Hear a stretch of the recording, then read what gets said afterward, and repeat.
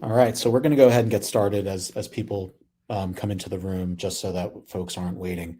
Good afternoon, and welcome to our webinar today. As we kick off 2023 after an eventful 22, we're excited to have a topic today that should be of interest to many of us. We're going to go ahead and take a look back at 2022 and a look ahead at 2023 for what we've seen and can expect to see in the economy and labor market. My name is Kevin Miller. I'm the marketing director here at Chmura, and I'll be your host today. Before we go ahead and get started, I do have a few housekeeping items to quickly go over. I know everyone's going to ask, so yes, we will send out an email soon with a link to a recording of the webinar and a link to download the slides that we go through. So keep an eye out for that. That'll either go out this afternoon or tomorrow morning, depending on how quickly we can get the video up on YouTube. During the webinar, please ask questions. We highly encourage your questions and your input. It leads to a better discussion towards the end. So during the webinar, at any time, go ahead and put your questions in the chat, and we'll try to get to as many as we can towards the end. If something comes up as we're speaking, just go ahead and pop it in the chat, and we'll go ahead and we'll get through those at the end. One other thing that we want to say now is that we're happy to announce that the next webinar that we're going to have is right around the corner. We've partnered with global staffing leader LHH Recruitment Solutions for a webinar that will be held on February 7th, which is a Tuesday, right at this time at 2 o'clock Eastern. We're going to go ahead in that one and focus on what the current economic conditions mean to the job seeker.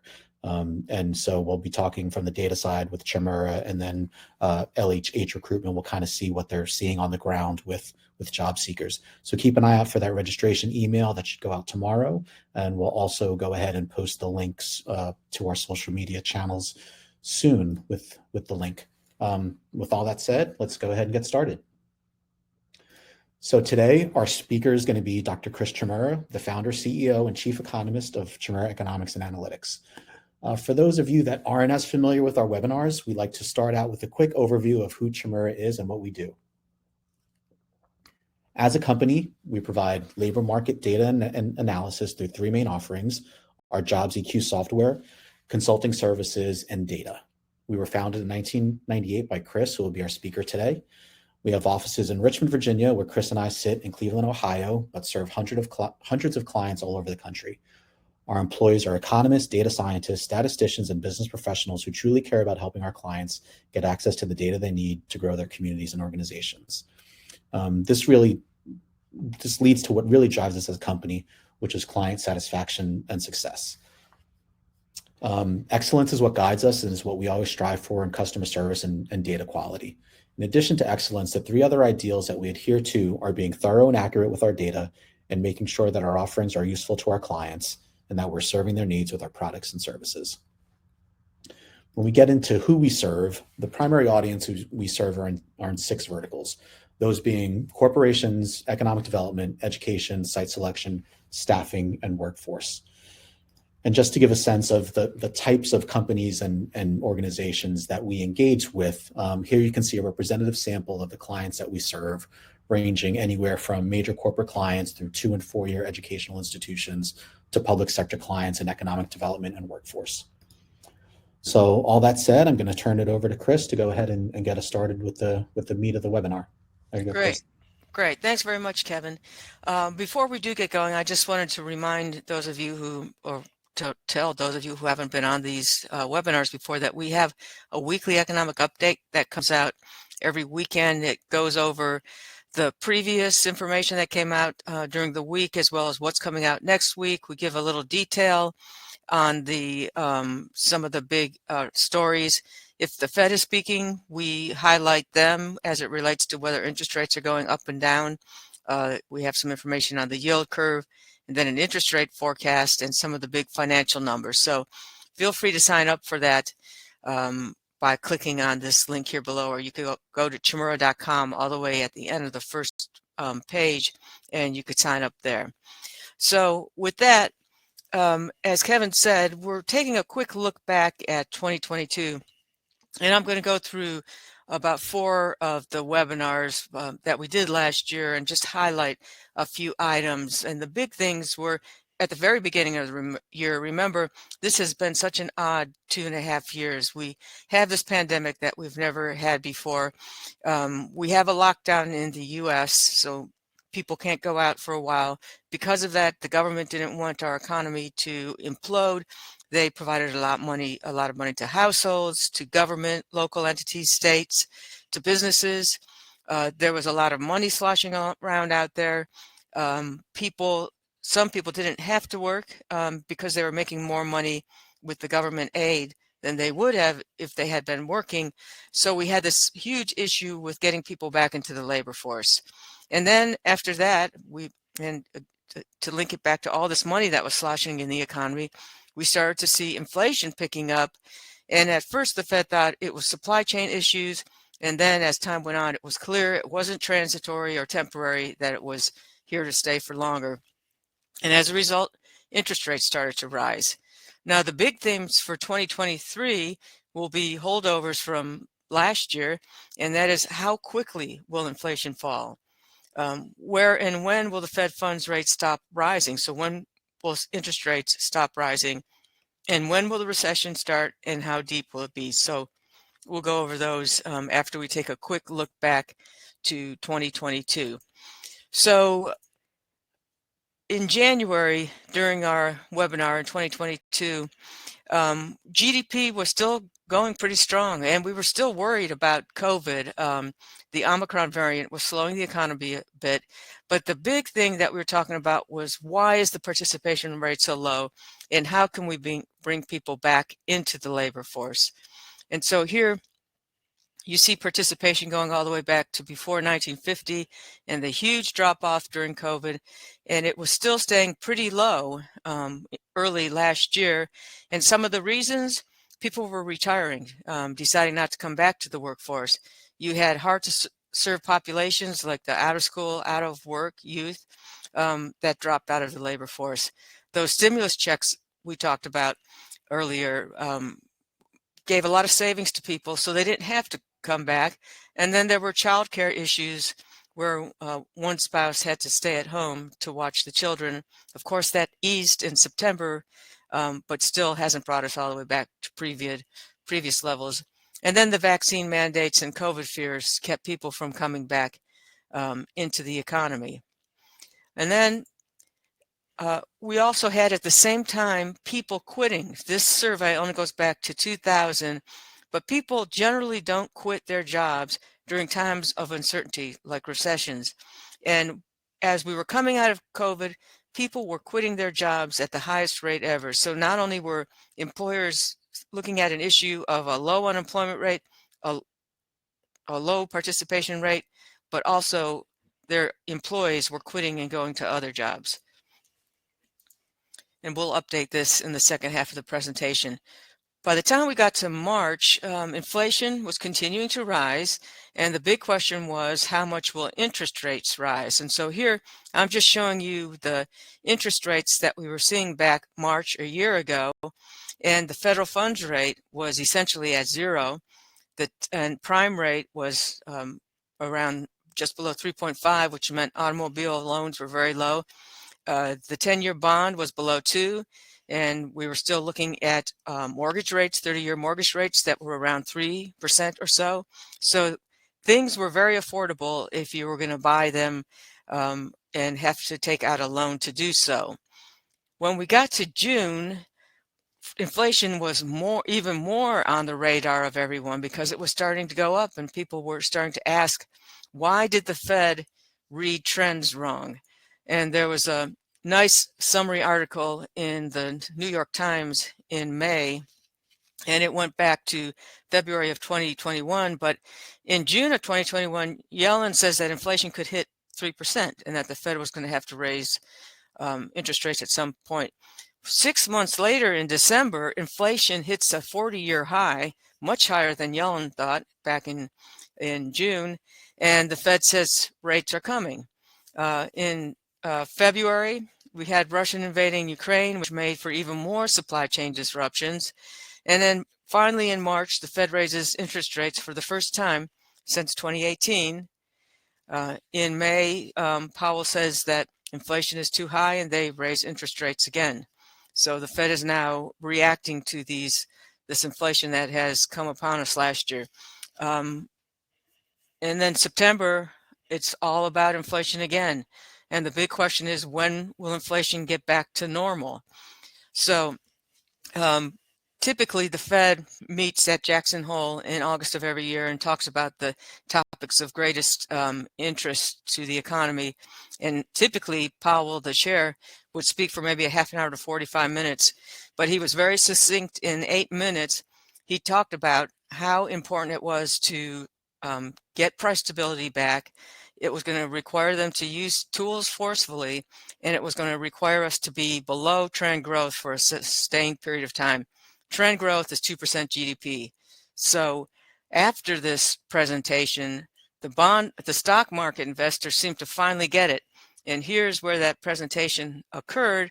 And you could see the stock market fell off. The Dow Jones fell off sharply. The NASDAQ fell off, and the S&P did as well, because investors finally realized that the Fed was going to have to take interest rates up higher than expected to bring inflation down, and they were serious about getting it down.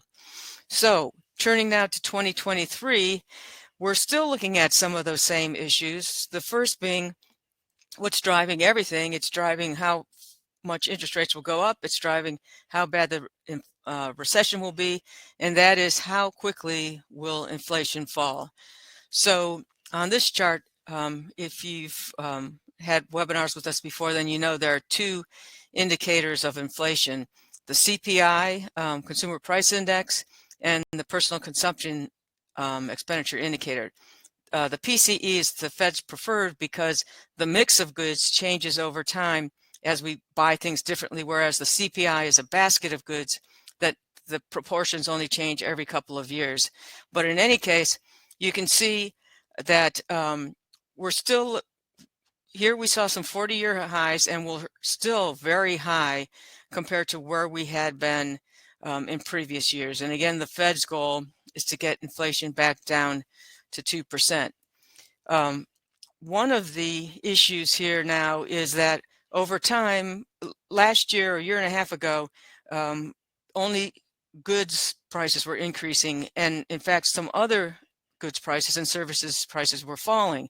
As we went through the year last year and toward the end of the year, it became more broad-based, many goods and services rising. But here, the gray shaded area is the recession. You can see, I'm looking at CPI now, and you can see the sharp decline that we saw when we were in lockdown.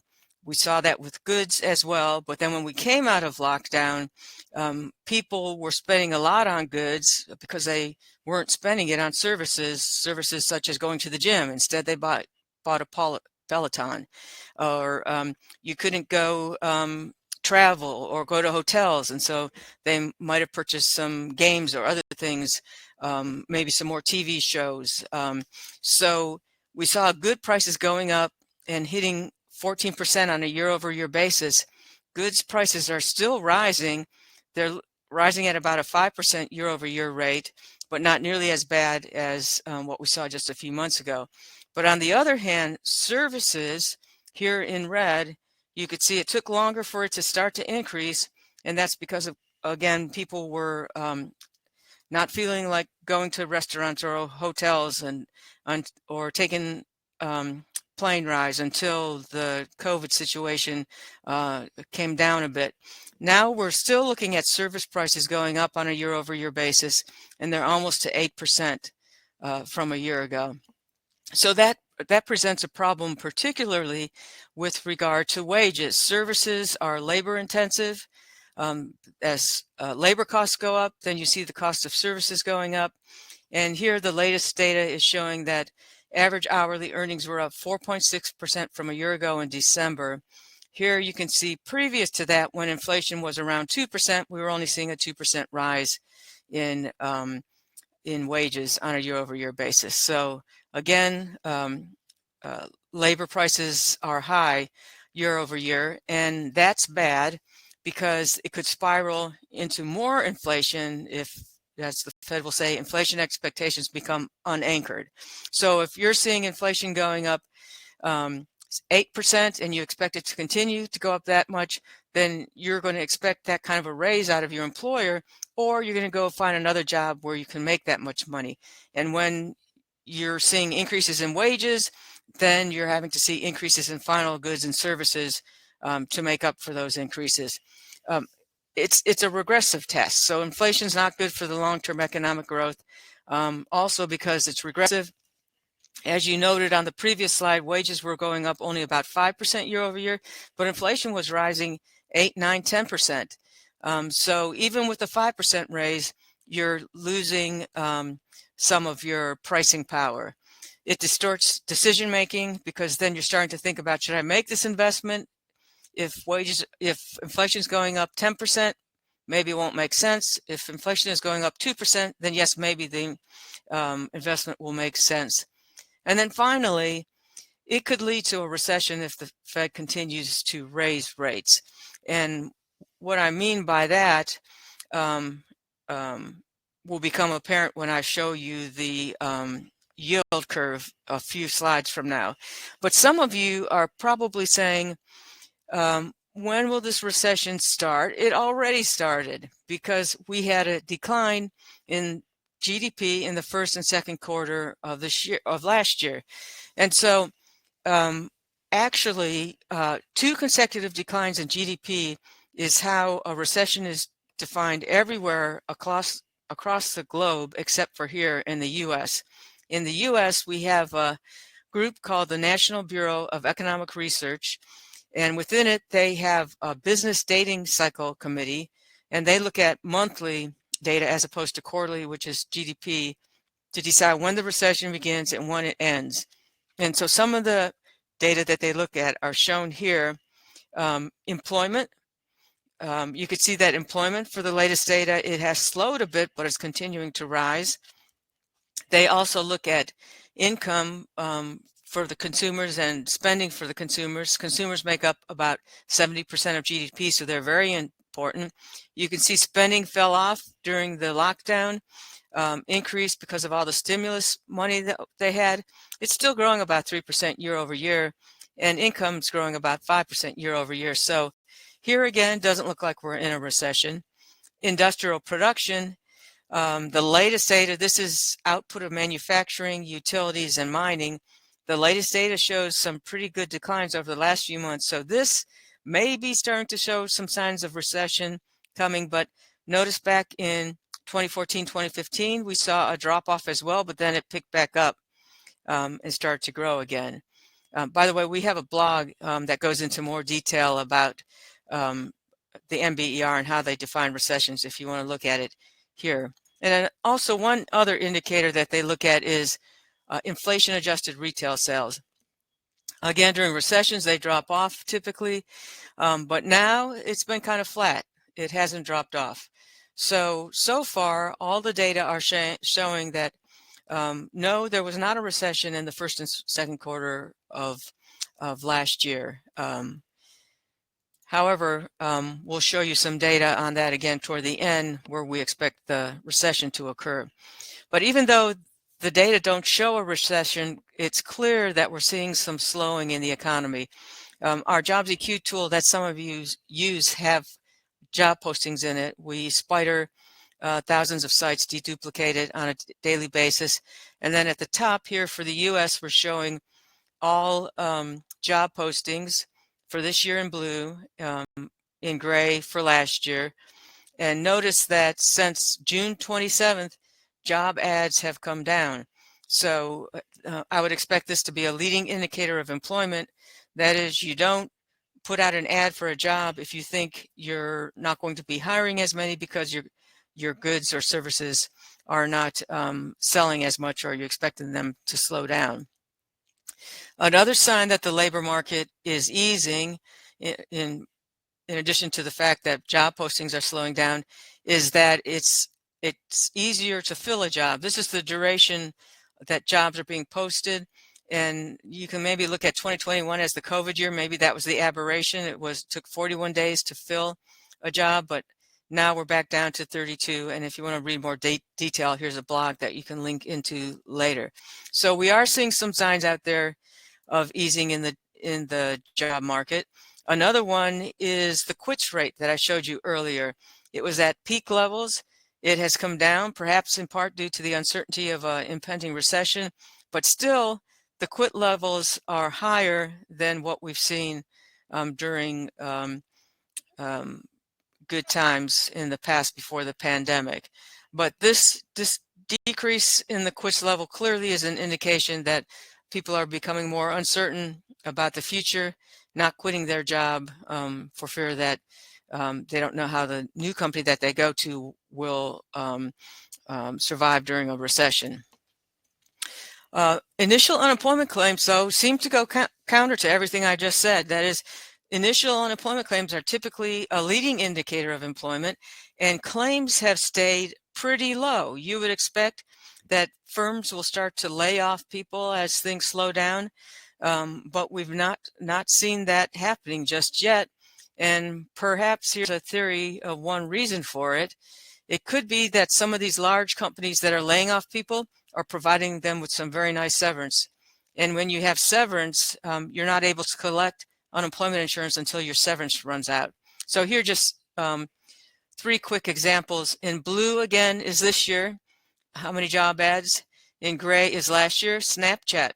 Job ads, and this is pretty consistent with these 3 examples, job ads have gone down to zero, near zero, but last year they were still filling quite a few job ads, and notice it started to drop off around April of last year. For Amazon, you can see also they still had a lot of job ads out there last year, but this year it's coming down rather quickly, especially since about the September time frame.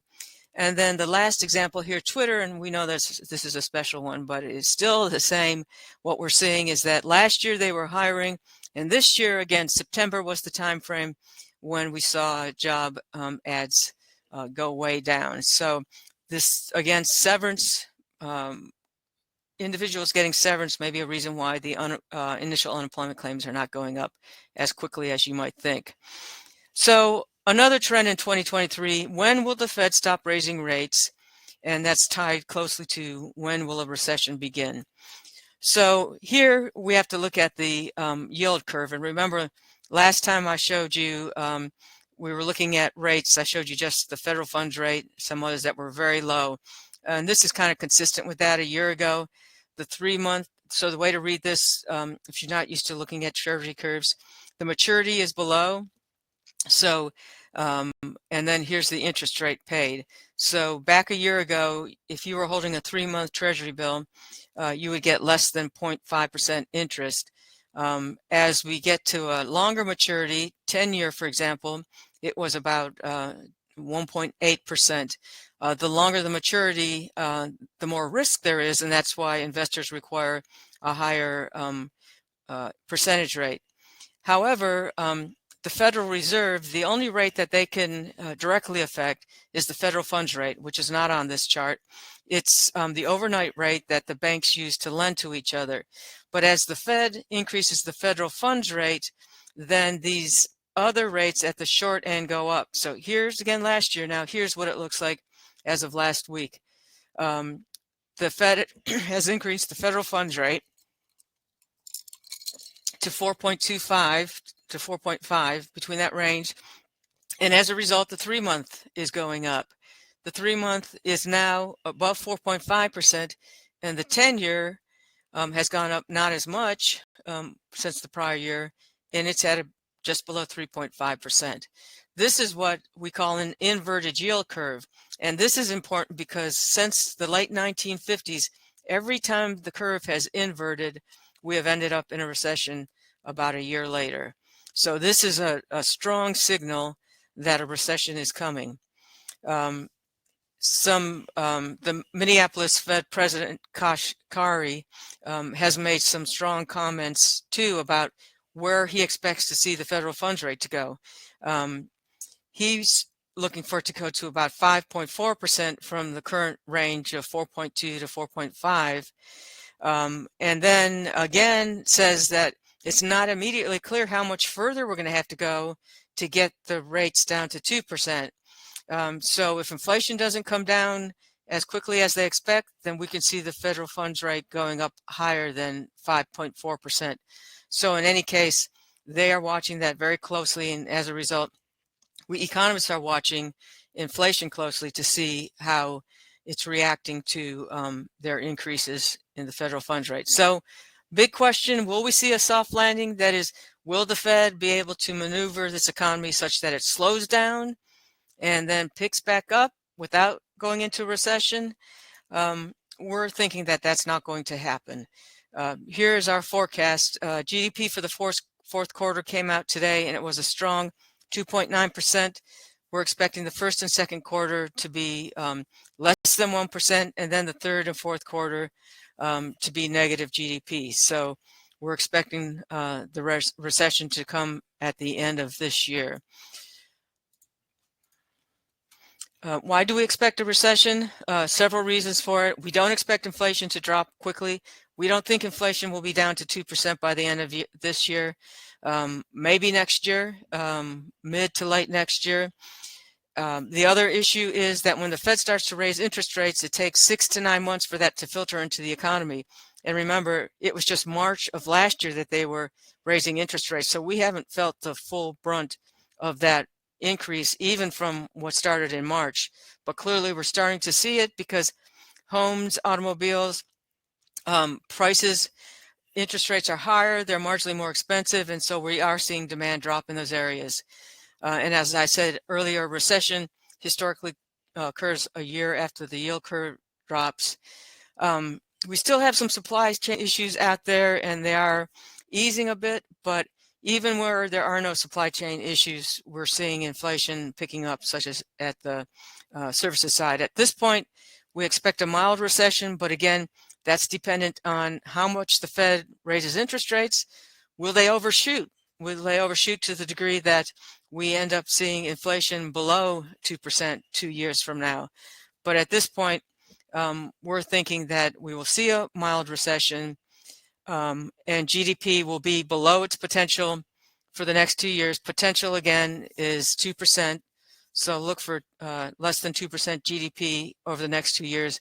And we're expecting that the unemployment rate will increase to at least 5% over that time period. One more slide before we end, and that is that not all industries are equally impacted by a recession, and so the same is true. Not all regions will be impacted. It depends on the makeup of your industries and how hard you will be affected by what we expect to be a recession on the second half of this year. Durable goods hit the hardest. Warehousing and construction have already seen pullbacks. Due to demographics, healthcare should continue to grow. It grew through the last couple of recessions. Education employment often grows during recessions because individuals are going back to school. Those who graduate with a 4-year degree or maybe a 2-year degree can't find a job, so they go back to get different skills. And then some other things that will be a positive on manufacturing in particular is some of the reshoring that will continue, with pharmaceuticals coming back to the U.S. and semiconductors, with some of the changes and incentives from the federal government to make that happen. So overall, not a good story from the economy point of view. Inflation is still going to bother us through this year and part of next year. We're unfortunately looking for a recession that should cause the labor market to ease.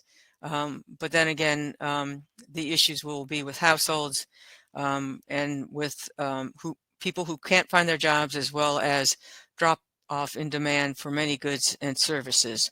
So with that, I am happy to try to answer any questions if there are some.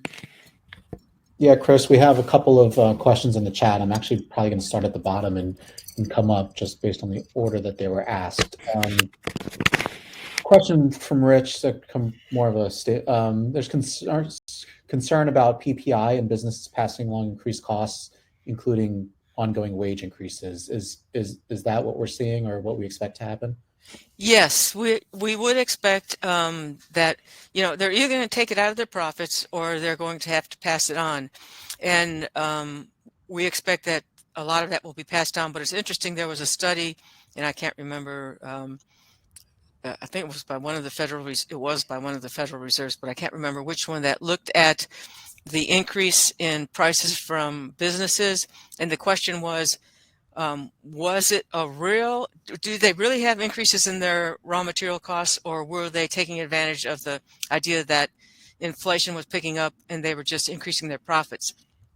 And at the beginning of last year, or a year ago, they did say that they saw some companies raising prices and increasing profits, but the conclusion was that that was an anticipation of prices continuing to go up, because that behavior did not continue in the second half of the year. So yes, we would expect that businesses would pass along those price increases. Thanks. The next one is, you kind of touched on this a little bit in the closing slide with the reshoring pieces with semiconductors and pharma, and we're still seeing a lot in auto and EVs.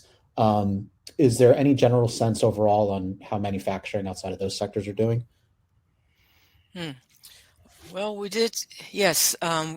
If we go back to the earlier chart on industrial production, there was a significant drop. So I would say outside of those areas you mentioned, that other areas are starting to see a slowdown. Even food manufacturing, which typically does well during a recession because everyone has to eat, but they're seeing some shifts in terms of, because of inflation, people are buying generic brands more so than some of the higher end brands. So yes, there is some manufacturing industry is starting to be affected by the slowdown. The next one is, do we see, what would the expected trend in the 30-year mortgage rate be? That's a good question. I think we've gotten used to, and there's some people who haven't even been in the workforce when we didn't see a period of rising interest rates. I think we have to rethink all of this in terms of, we just went through a period that was exceptional and not likely to repeat itself historically anytime soon in terms of getting mortgage rates back down to 2%. That was not the norm. Going forward, I would expect rates to stay up around, I think if we get back down to 4%, we'd be doing pretty well, but I'd expect the range to be 4 to 6%, or maybe even higher if the Fed continues to raise interest rate and inflation picks up. So two things impact mortgage rates. One is the 10-year Treasury rate. And you may say, why the 10-year and not the 30-year, since it's a 30-year mortgage? And that's because people on average stay in a house for 7 years, or at least they did. And then the other factor affecting mortgage rates is mortgage losses on the banks, and I guess risk taking, whether or not banks are willing to take that risk will then push rates up, or if they're willing to take more risk, as we saw 20 years ago, it brings rates down. Thanks. Next question was, how was consumer spending during the holiday season based on projections compared to last year? I should have looked that up before this meeting, knowing that that question would come. But I think they were expected to be slightly better, and I think it just held up. But I would have to go back and look at that, and I can look at that, and we'll put a note on the slides before we send them out on how we compared. Sounds good. I guess question, kind of when we're talking about how the US measures recession, just general questions. Does Canada and Mexico, do they measure recession differently than the US? They do. Yes, we are the only one that have the National Bureau of Economic Research that look at monthly data. And any other country just looks at quarterly data. And I should have said this earlier, but since we have a little bit of time now, the 2-quarter recession, what looked like a recession at the beginning of last year, especially the first quarter, was very odd. It was mostly inventories that caused that. The second quarter was a little more broad-based. But GDP, overall output in the U.S. is measured really by two different factors. One is GDP, and the other is total earnings and salaries. And and rents. Total personal income. And typically the two aren't lockstep, or the two aren't exactly the same, but they're usually going in the same direction. In the first and second quarter of last year, the personal income numbers were rising and GDP was going down. And so there's something wrong there. One of those numbers is not right. Every 5 years, the government will go back and revise GDP numbers over a past history. And I would not be surprised if when they do that revision, those 2 quarters that were negative turn into slightly positives. Okay. I'm sorry, that was a long answer to an easy question. That was a good answer. Next one, retirements continuing to run so high. If a recession hits, will the unemployment rate possibly make as high as past recessions as a total labor force is reduced? Right. So that may be the case, because if you've dropped out of the labor force, then you're not even counted in it. So either if you've retired, you're not counted as part of the labor force, so it won't go up as much. So the BLS does the household survey. They ask you, are you working? No. If you say no, then they say, have you tried to find a job in the past 4 months? If you say no, then they say, if we were to offer you a job, would you take it? If you say yes, then you're counted as the marginally attached. So there's another unemployment rate where they look at marginally attached and part-time workers. That's usually higher than the one that we read about in the newspaper. But then if you say you're not in the labor force, you're not looking for a job, you haven't in the past year, and if you were offered a job, you would not accept it, then you're not counted anywhere in that unemployment rate number. Kind of keeping on the recession theme, are there any regions of the country that may handle a projected recession better or worse than others? Yeah, worse would be those that are more manufacturing intensive, especially durable goods, and automobiles typically would be one area. Areas that would handle it better in the past are agricultural, food manufacturing areas. Because everyone is still buying food, so those areas don't get hit quite as hard. And recessions always have sort of a certain character about it. Like the last one before COVID was a real estate-led recession, banking. And so it hit the banking, financial industries very hard, and construction. Previous times we've seen office-related. We had the high-tech bust during one recession, so high-tech did kind of poorly. This one just has some feels of high-tech at the beginning of it, and we'll see if it continues to play out, as high-tech was a big part of what's driving this economy down, aside from just the increase in interest rates. Question, is there any analysis for the effect or trends on small business?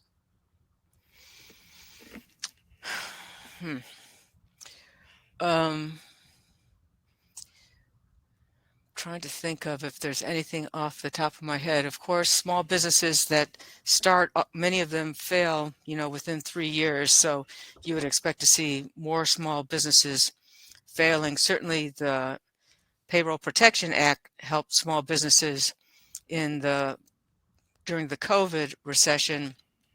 But those that are in the high-tech arena, venture capital has sort of dried up for them. So some of them may get hit harder because now interest rates are higher and they're not getting that extra seed capital to keep them going. So it depends on what sort of business we're looking at in terms of a small business. I'm going to start jumping around because we're not too close to time, but we will get there eventually. Sarah Jacobs asked, will the slides be available after the webinar? The answer to that is yes. We'll go ahead and send an email out to everyone that registered, which will have a link to the slides and a recording of the presentation. So the next question, there's a comment on eggs as well. Not very much more about that. Next question, Chris, is what do you think is a reason that we're not seeing a rebound in enrollment at community colleges? It's a drop off in population growth. I think it's the age group, that age group that usually goes to community colleges. The growth has slowed. And then the other factor is, I think, individuals are finding that they don't need a 4-year degree or a 2-year degree. They can just get a certification and make just as much money, especially in some of the IT areas. I've also heard a lot of economic developers continuing to say we're having a hard time filling jobs in the manufacturing sector, like welding, plumbing, the trades. And so I think community colleges working with manufacturers maybe can increase some of their enrollment if they're able to show how these are good, well-paying jobs, and the factories are not your grandfather's type factories. They're clean, they're high tech, and they're good places to work in. I had a couple questions. I'll kind of just combine these two. They're both related to the stock market. Do we have any thoughts on how the stock market will perform in the foreseeable future? Yeah. I'm sorry. I just laughed because I saw one question on R&D that I'm going to be happy to try to answer. So I got distracted. How is the stock market going to act? So I'm not a stock market person, so I really shouldn't say. But from an economist point of view, I don't think the stock market has totally come to grips with as high as the Fed is going to leave interest rates for the next year, and the possibility of recession being a bit worse than the mild recession that most economists are looking to. So then, of course, once we start to go into recession or slow down, the stock market's way ahead of, or investors are way ahead of that recession and what's going to be coming next year. So I would expect the market to rebound as we move through the recession. Did you want to tackle the R&D tax question Yeah, next? sure. I see. What is the impact from the R&D taxes on businesses? That's a little bit of a complicated question, but I'll try to make it simple. When you employ people, they're an expense, and you write off that expense in the year that it's incurred. When you have research and development, so you have individuals who are creating new products, whether they be software or manufacturing, then you also, write off those expenses in the year it occurred. And that's what had been happening over the past 5 years. But this past year, the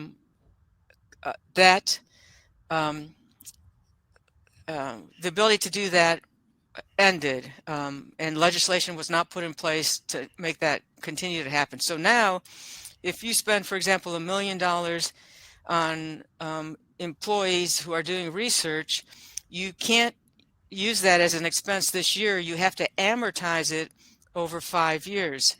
And so what's the problem there? Well, you now have $1 million that on paper is not a profit.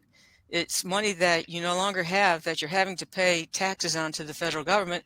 And so you don't have as much money to be using to do further R&D.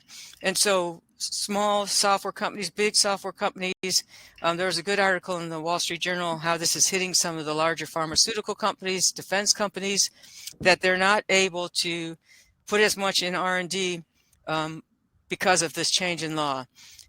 We're the only country that one of the few countries the only developed country that does this. Every other country, when you have an expense in R&D, you write it off. And it's important to do that because R&D leads to productivity gains, and productivity gains leads to increased wages, leads to increased living standards. So unfortunately, that is a change in legislation this year that could have an impact I'll be watching closely on spending by firms in business and equipment goods. So could be another negative that helps get us into this recession. So that was a good question. We'll stay on the topic of things that the federal government is doing. So, a question about what do you think the impact of anticipated federal spending coming out of recent major legislation like the CHIPS and Infrastructure Acts will be on the economy? Yeah. So certainly one of the issues with why we have this inflation is because of all the stimulus money. Some of it was needed to keep the economy going when we were shut down, but then it has continued after that. And so that infrastructure spending, the chips, will then continue to put more money in the hands of businesses and governments, and will cause inflation it will put upward pressure on inflation. The chips, so the semiconductors, that's so economists don't like when governments pick winners and losers by industry, but I think in some cases when there's a defense issue, it has to be done. So this was considered an issue where we don't want to buy semiconductors from certain other countries and then put it in our defense goods. And so that's, I think the CHIPS Act is good from that perspective. We need infrastructure improvements because we have old infrastructure. I think the timing of it was just not good in terms of it having an impact on inflation. That's good. Another question. With inevitable recession coming, what effect do gig jobs play in the overall results of a recession? Well,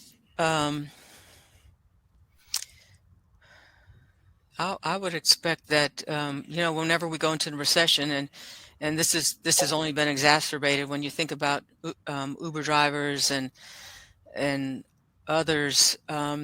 People are not going to work or driving as much, so I would expect that the gig economy would see some drop off in their demand as well. Okay, looks like we have two more if folks don't drop more in the chat. We still have a couple minutes here. From Tina Shreve in Chesterfield, really kind of two questions about participation rates. What is going on with workforce participation rates? It hasn't really changed since COVID, and I guess then the second part of the question is why haven't we seen the rates go up? Yeah, a lot of it is retirement, and we've done some work in some different states and for different regions, and a lot of it is people who were, say, 55 deciding to go ahead and retire early and not come back to the labor force. And some of those individuals would maybe be those that were at higher risk of getting long COVID or bad cases of COVID, and so they stayed out of the economy and did not come back. But I would say that is the biggest piece of it. But if we go back to pre-COVID and go back 15 years, it's surprising how much lower the participation rate is for individuals between the ages of 16 and say 20 than it was 20 years ago. And some of the explanations for that are that individuals are spending more time on schoolwork as opposed to taking on jobs when they're also in school. All right, so I think this might be the last one. What might some of the downwind effects be if Congress can't come to an agreement on the debt ceiling? Yeah, so that's especially important to us here in Virginia because everything shuts down in Northern Virginia. You're not seeing spending. You're seeing when this did happen many years ago, there was a reduction in retail spending of groceries, and it was almost probably like a COVID lockdown. but the biggest downside of that is if investors around the world lost confidence in our ability to pay our debt, and as a result didn't buy our bonds as much, and then we would see interest rates at the high end going up and staying higher than what we're used to. So that would be the potential worst case scenario. And that might be a good place to wrap things up today. Do you have anything else, Chris? Or no, just thank you very much for joining us. We're always happy to be able to share our thoughts with you, and feel free to reach out with other questions. yeah, and like I said, this we'll put this recording up and send it out to the registrants as soon as we can. And otherwise, we hope to see or hear from a lot of you all the next webinar that we have coming up on February 7th. All right. So with that, we'll give you a couple minutes back here, and thank you all for your time today. Take care.